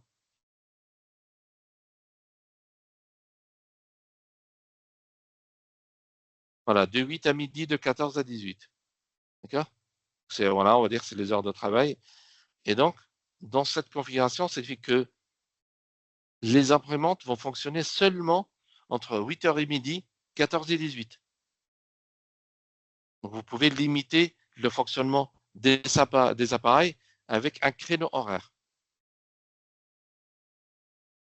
Entre parenthèses, notre contrôle des appareils ne bloque pas clavier et souris. Ils sont toujours autorisés. Le deuxième module qui nécessite, ou qui nécessite plutôt la configuration, c'est le filtrage web. Après, juste à titre d'info, lorsque vous installez le Endpoint AZ, il n'a pas besoin d'être configuré. Il possède une politique, une configuration recommandée, équilibrée, qui est établie par AZ. Et donc, le produit vous protège dès que vous l'installez, et donc pas besoin de le configurer. Ça, c'est des modules spécifiques.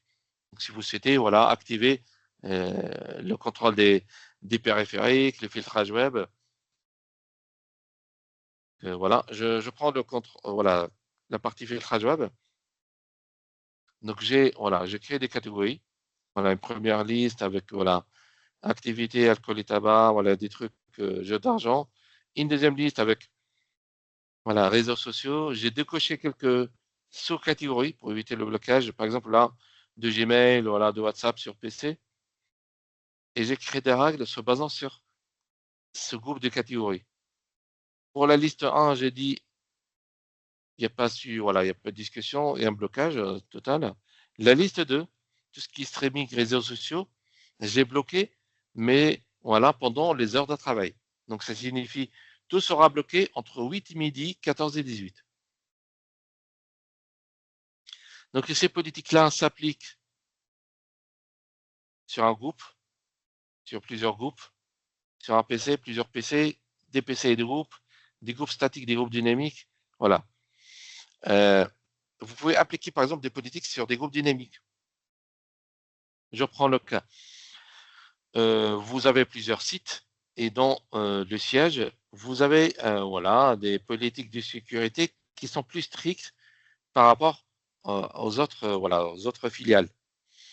Donc là, vous créez un groupe dynamique qui détecte, je donne l'exemple, la plage IP, on va dire les IP des machines.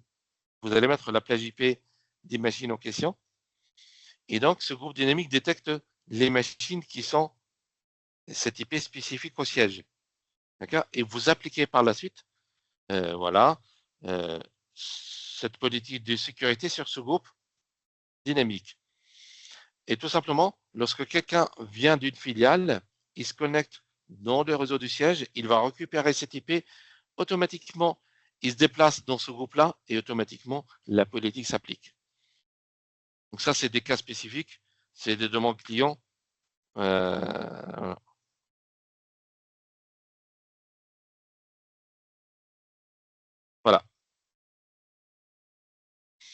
Donc ça, c'est la partie politique, on va dire, aux configurations. Donc il y a des rapports, qui, vous aurez besoin quand même des rapports pour faire des suivis de campagnes de sensibilisation aux utilisateurs concernés. Donc il y a l'inventaire matériel, vous pouvez créer des rapports selon votre besoin. Je ne sais pas s'il y a des questions, parce que là, je suis en train de d'accélérer les choses, mais je ne sais pas si vous avez des questions.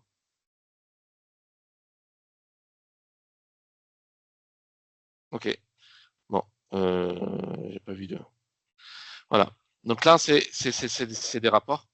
Il y a la partie notification que vous pouvez activer, voilà, selon des notifications qui se déclenchent selon aussi des critères. Je vais prendre un exemple, je vous montre tout de suite. Attaque réseau.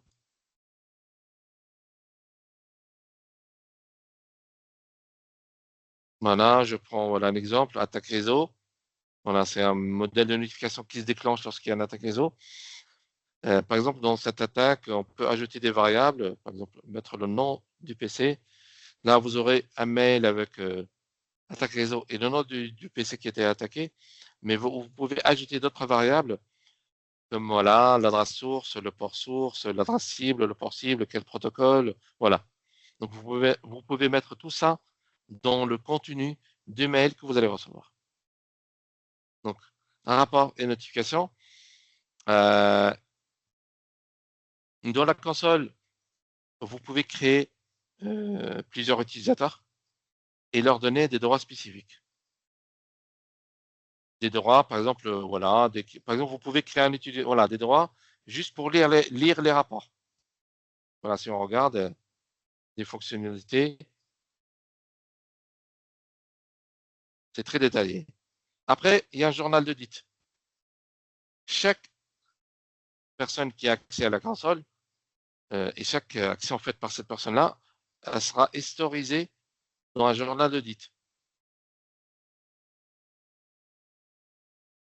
Par exemple, si quelqu'un supprime un logiciel d'un PC, vu que voilà, on a vu que notre agent pourra le faire. Tout sera tracé ici. Vous allez avoir l'information ici.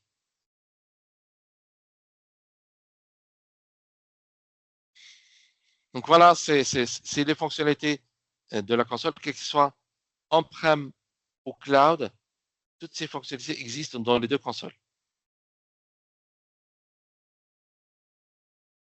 Dans la partie détection, si voilà, l'antivirus détecte quelque chose et bloque, vous allez trouver ça dans détection.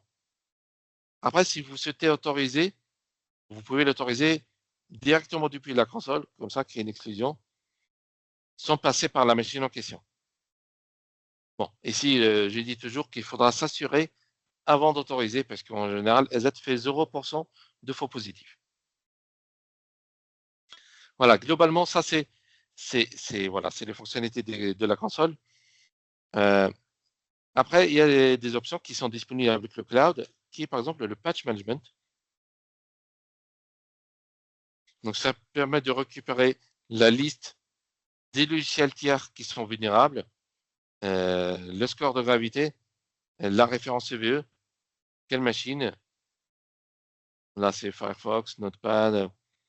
Et comme vous voyez là, c'est du Linux. L'autre, c'est du Windows. Derrière, il y a un système de correctifs. Donc, ça récupère les correctifs spécifiques à ces vulnérabilités et vous pouvez installer manuellement automatique ces correctifs-là. Donc là, on a la possibilité de configurer ce patch management. Je vous montre les options qui sont disponibles. Donc là, si on active la gestion de vulnérabilité et des correctifs, là, ça vous remonte les vulnérabilités et ça vous remonte aussi les correctifs sans que notre produit l'installe automatiquement. Là, ça va installer automatiquement les correctifs. Ça installe automatiquement les mises à jour de l'OS et ça, c'est spécifique à Windows. Là, vous pouvez forcer le redémarrage. Donc, après l'installation de correctifs. Ça, c'est le planificateur. Donc, vous pouvez, par défaut, il fonctionne entre 17h et 8h. Mais vous pouvez modifier ça selon votre besoin. À titre d'info, le patch management, il fonctionne en automatique ou manuel avec PC. Pour les serveurs, il n'y a que du manuel, il n'y a pas de l'automatique. Donc là, vous pouvez exclure des applications. Vous n'êtes pas patché ça et ça et ça. Bon, le nombre d'applications qui sont, voilà, c'est ça, c'est le nombre total. Après, vous pouvez sélectionnez seulement les applications que vous souhaitez qui seront patchées, corrigées par AZ.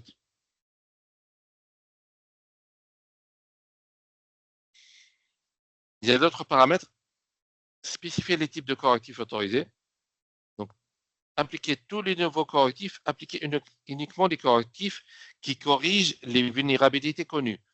Lorsqu'on parle de vulnérabilités connues, on parle, voilà, genre Apache Tomcat, Java, des vulnérabilités qui étaient exploitées auparavant par des attaquants. Spécifier le type de score. Là, on pourra mettre un score minimum pour les applications qui seront patchées. Ça, c'est le patch management. Après, tous les modules AZ, qu'ils soient patch management ou autres, ils sont configurables via des politiques. Voilà, ça, c'est la console AZ Protect. Est-ce que vous avez des questions?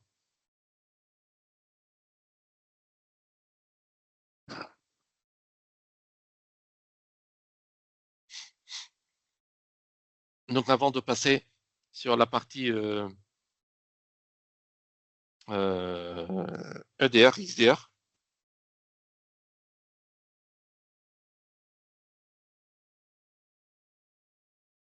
voilà. Bon, c'est vrai que nous, AZ et d'autres éditeurs, on propose des logiciels pour vous protéger au maximum, mais derrière, il y a un problème. C'est l'exploitation de ces solutions-là. Voilà, je parle d'une expérience.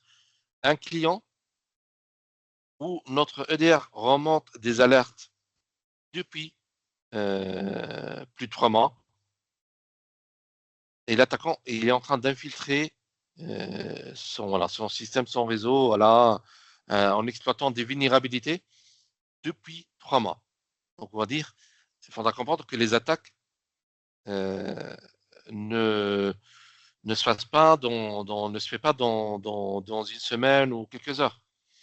Les attaquants prennent leur temps et en fin de compte, ils lancent les attaques après, voilà, après qu'il fait des actions, voilà, il augmente les droits du compte, il lance des scripts voilà, du PowerShell, du CMD, des trucs de genre, pour que soit exploiter les failles et on va dire l'attaque se lance après 2 mois, 3 mois.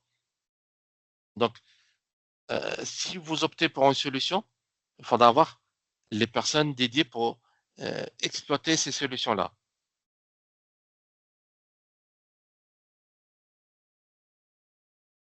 Donc là, c'est notre partie de EDR, XDR. Je vais prendre une machine.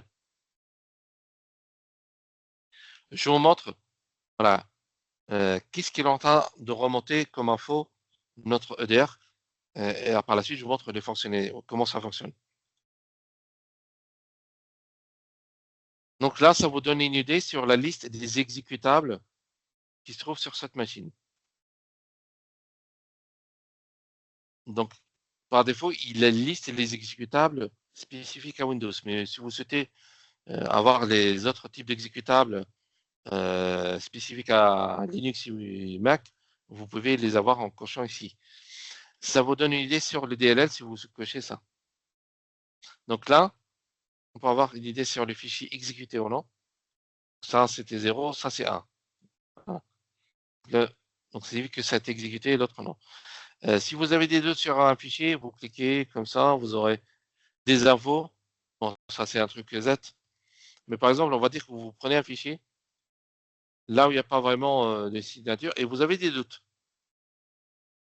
D'accord? Vous avez des doutes. Donc là, vous l'envoyez au Sandboxing Cloud pour analyse avancée. Ça, vous pouvez le télécharger et là, vous pouvez le bloquer.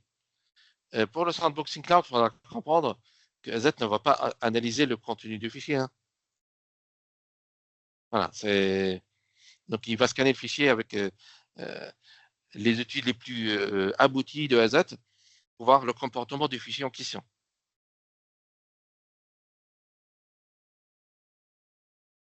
Donc ça, c'est des exécutables. AZ remonte la liste des scripts qui sont exécutés sur cette machine. Du CMD, du PowerShell, du C-Script, tout type de script, vous allez voir ici.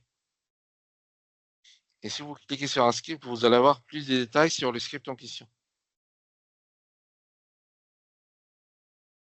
Bon, ça, c'est un truc, je vais prendre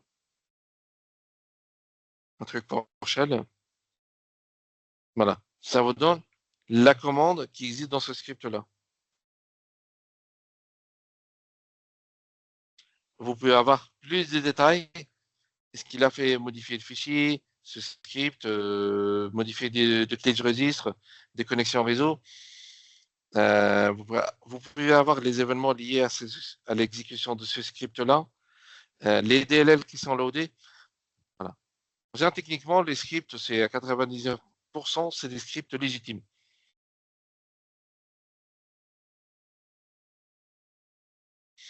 La troisième partie, c'est la partie event. Donc, notre EDR vous remonte toute action faite sur la machine. Si on regarde ensemble le type d'opération qu'on pourra avoir. Injection de code, file delete, file rename, file write, connexion TCP, IP connect, accept. Donc, toute action faite par l'utilisateur, faite par le système, faite par une autre application tiers, tout est collecté ici. Même la lecture d'un fichier est collectée. Donc là, après, notre EDR, comment ça fonctionne? Toutes ces infos qui sont collectées par notre EDR, il va faire la corrélation d'informations et ça va, si ça match avec ces règles de détection, vous aurez l'alerte qui remonte. Ces règles-là se basent sur MitraTac. Est-ce que vous connaissez MitraTac?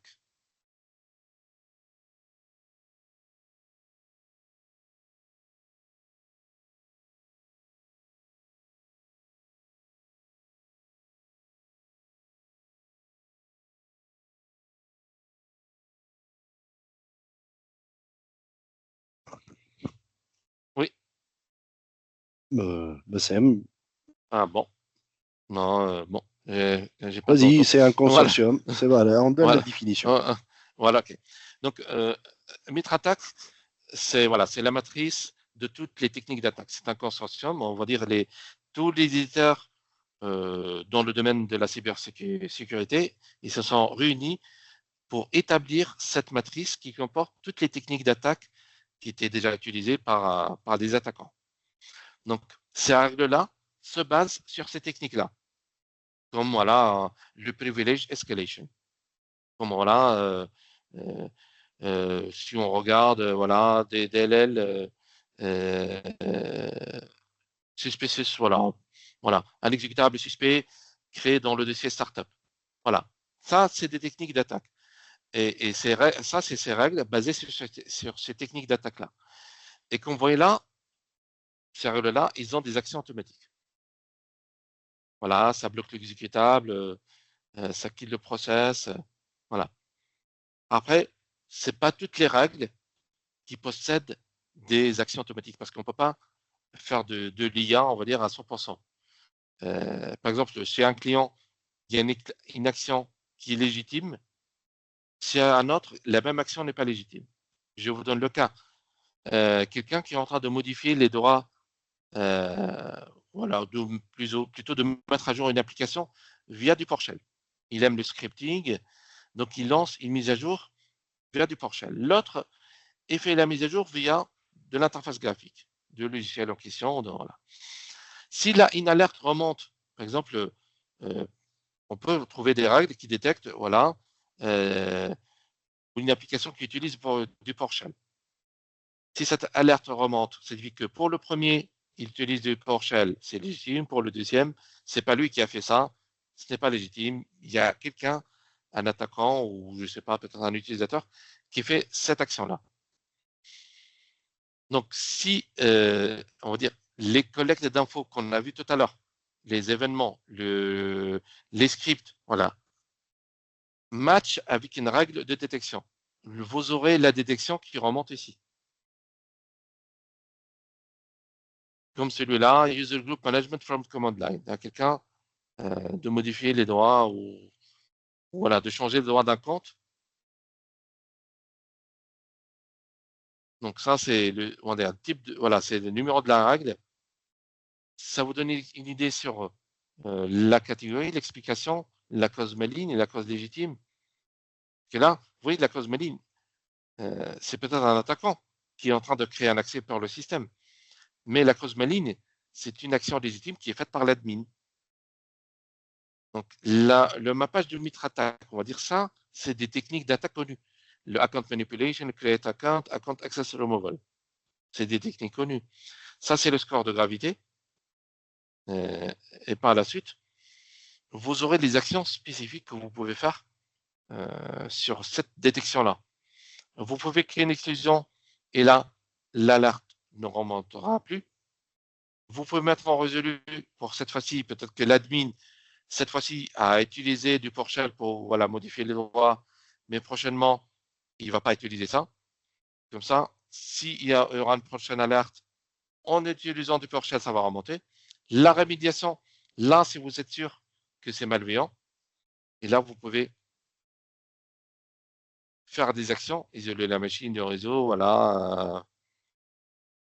Et vous pouvez automatiser ça dans le sens, par exemple, un bloc exécutable kill process, vous pouvez ajouter ces actions à cette règle de détection. Comme tout à l'heure, j'ai montré, les règles possèdent des actions automatiques. Il y en a qui ne possèdent pas. Et si vous faites ça, ça va ajouter, par exemple, des actions de ce genre, bloquer et kill process.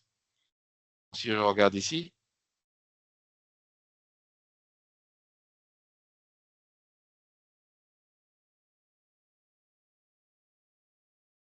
voilà, il y a des règles qui n'ont pas d'action. Si vous faites add des actions, ça, vous aurez ça ici. C'est comme si dans ces règles-là.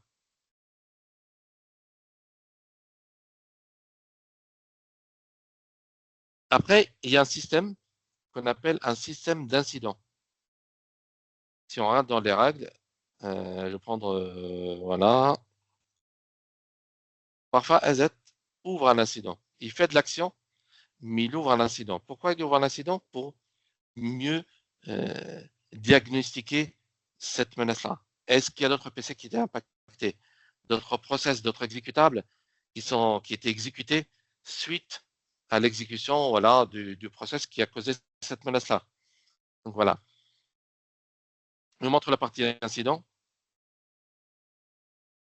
Donc là, les incidents, ils se créent automatiques ou manuels. Vous pouvez vous-même créer un incident. Lorsque vous créez un incident, ça collecte les infos automatiquement.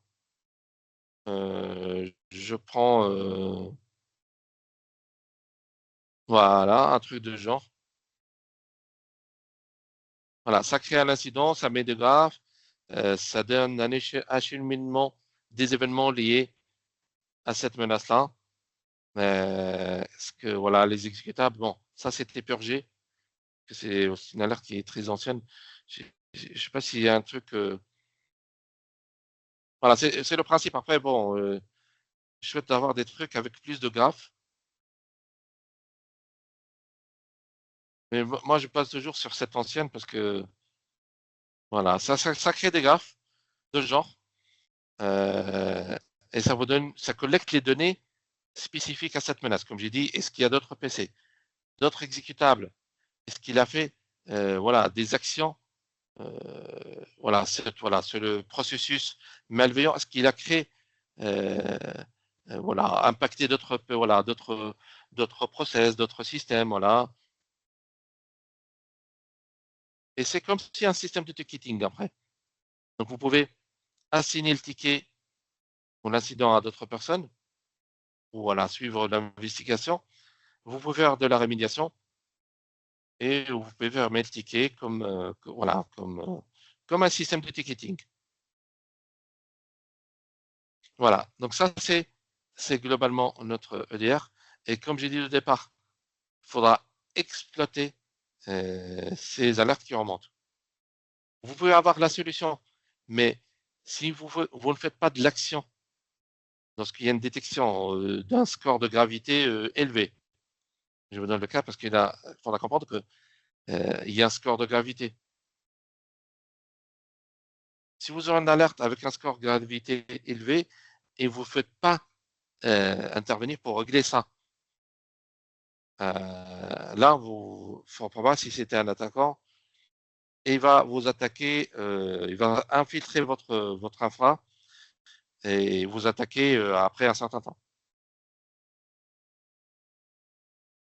Est-ce qu'il y a des questions sur cette partie DDR, XDR?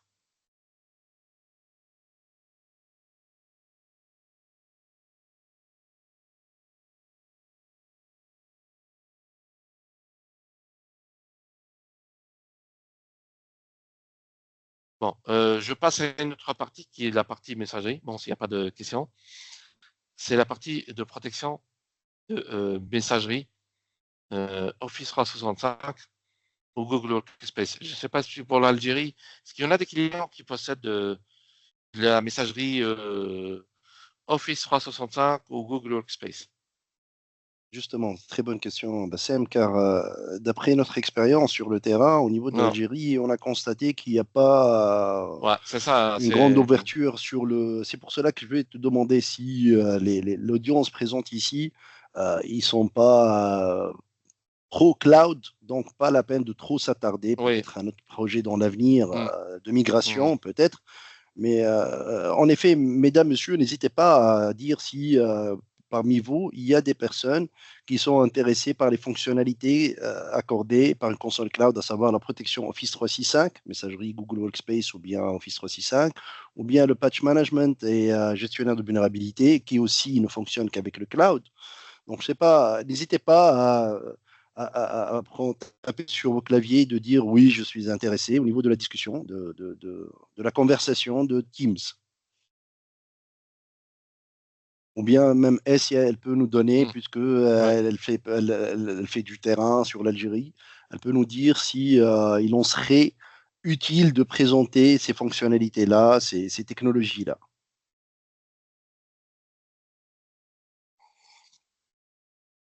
Je pense que non. Donc, vu le marché algérien, donc pour le moment, C'est pas très courant. Hein. oui, exactement, oui.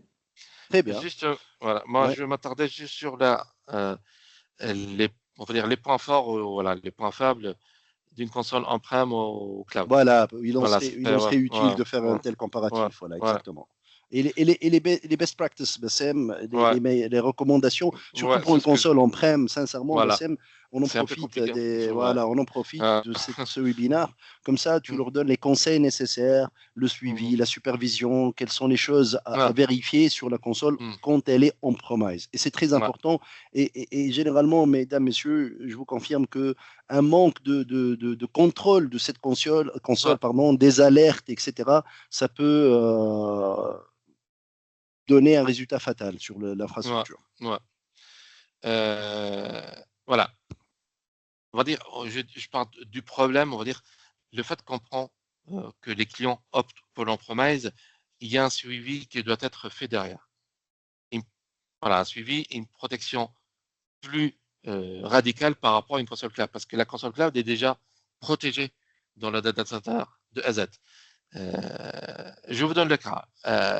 La plupart des clients qui prennent une console on-premise, ils ne font pas le suivi déjà de l'OS lui-même, parce qu'il faudra que l'OS soit à jour.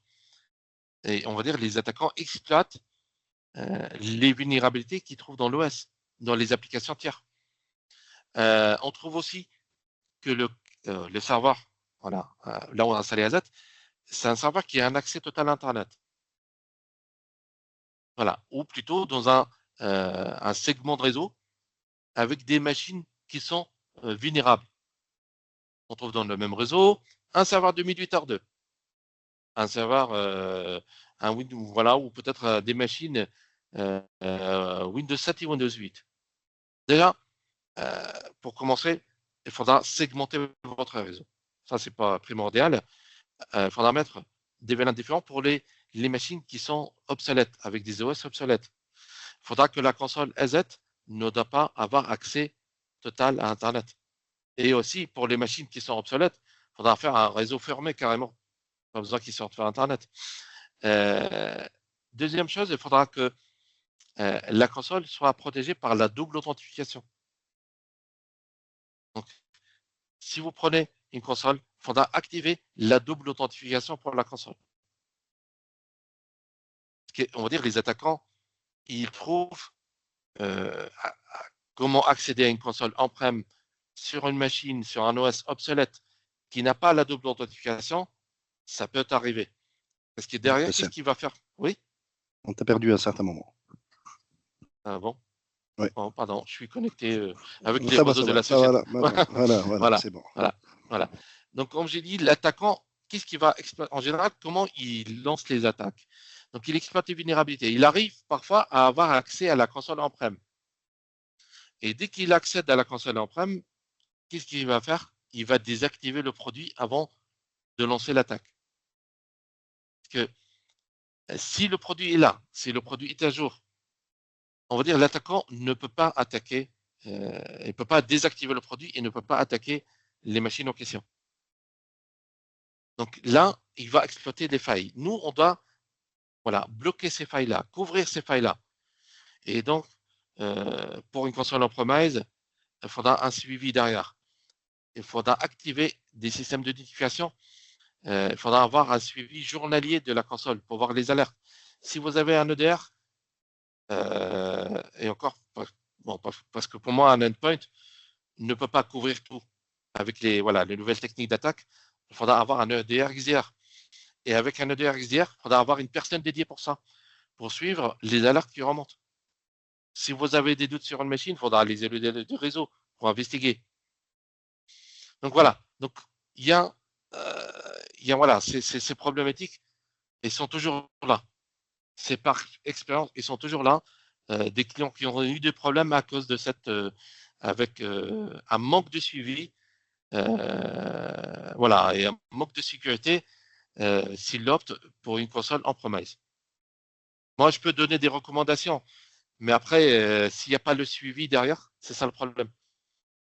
Donc, pour le cloud, la différence, il n'y a pas, on va dire, la console se met à jour automatiquement, elle est basée sur Linux.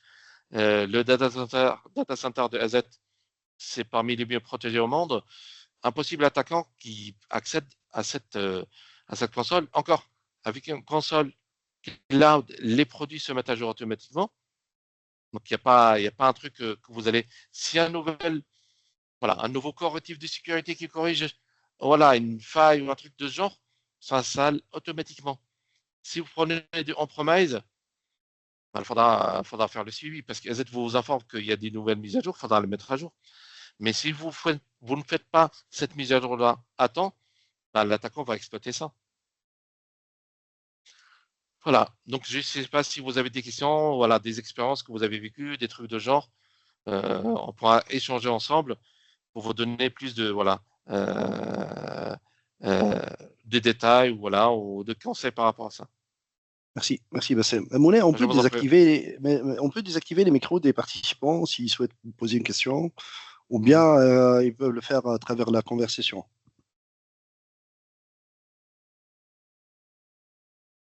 On t'entend pas, Monet. Je pense, je sais pas si. Il y a un problème. Elle a un problème avec son casque, je pense. Mais sinon, entre-temps, vous pouvez poser vos questions sur la conversation. Et s'il y a aussi, n'hésite pas, si tu as des questions de ton côté, Mnaour.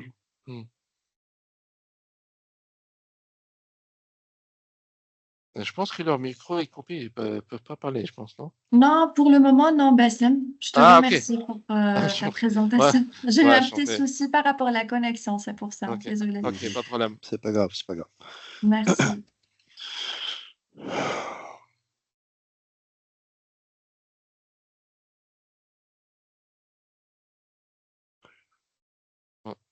Eh bien, dans ce cas, je pense qu'on peut mettre fin à cet événement, à ce webinaire. Vous m'entendez ? De mon côté, là, oui, on te reçoit, Monet. D'accord. En fait, j'ai essayé d'activer justement, je vais activer le micro pour tout le monde. Participants, oui. Exactement, oui.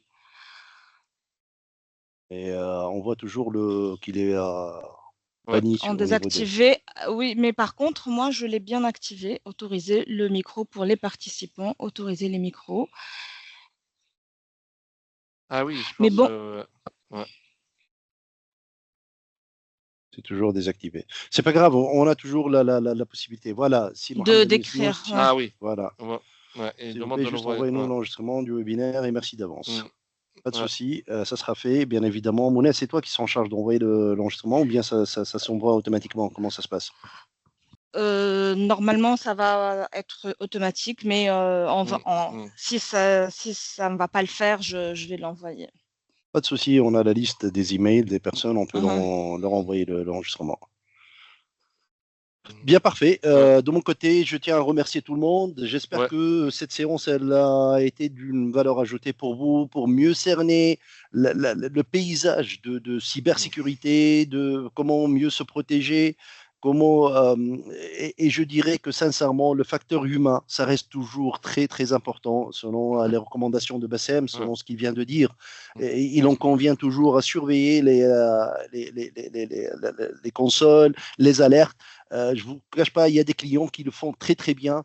Moi, personnellement, j'ai un client qui a juste pris le Sandboxing Cloud et là, il me dit sincèrement, je trouve mes comptes avec, car tout simplement, quand j'ai des doutes sur un lien, sur un mail, sur un fichier, tout simplement, je le dépose dans le Sandboxing Cloud et j'ai un retour. Si c'est un retour négatif, c'est-à-dire que c'est malveillant, donc je bloque ce fichier au niveau de toute mon infra, je ne laisse pas s'exécuter car il n'a pas les moyens d'avoir des ressources qui font de la cyberanalyse. Mais aussi, quand vous optez pour une solution d'XDR, mon conseil à moi, sincèrement, ne l'achetez pas si vous n'allez pas le surveiller, si vous n'allez pas en prendre soin des alertes qui remontent, si vous n'avez pas quelqu'un qui vous assure l'infogérance aussi, tel que IPv7, pour contrôler les alertes, pour faire de la corrélation, de l'analyse, etc. C'est bien d'acheter des solutions, mais sincèrement, pensez à se poser la question, est-ce que j'aurai les moyens pour superviser cette solution, pour bien contrôler les alertes, etc. C'est important. On n'est pas dans une optique de vente, mais plutôt on est dans une optique de conseil. Au final, je tiens à remercier tous ceux qui ont été présents, qui ont donné de leur temps. De mon côté, je vous souhaite une excellente journée. N'hésitez pas à contacter soit Essia, soit Mnawer, soit Zied Toumi, qui est notre account manager en charge de l'Algérie, soit Bassem Rakrouki pour toute question technique. De mon côté, merci à tout le monde. Merci Essia, merci Mnawer encore une fois. Merci, Excellente journée à à tous. la prochaine. Merci. Merci. Au revoir. Merci, Merci merci à Bassem. vous. Merci, au revoir. À Bonne la journée. prochaine. Bonne journée. Merci. Également, merci. Merci, au revoir.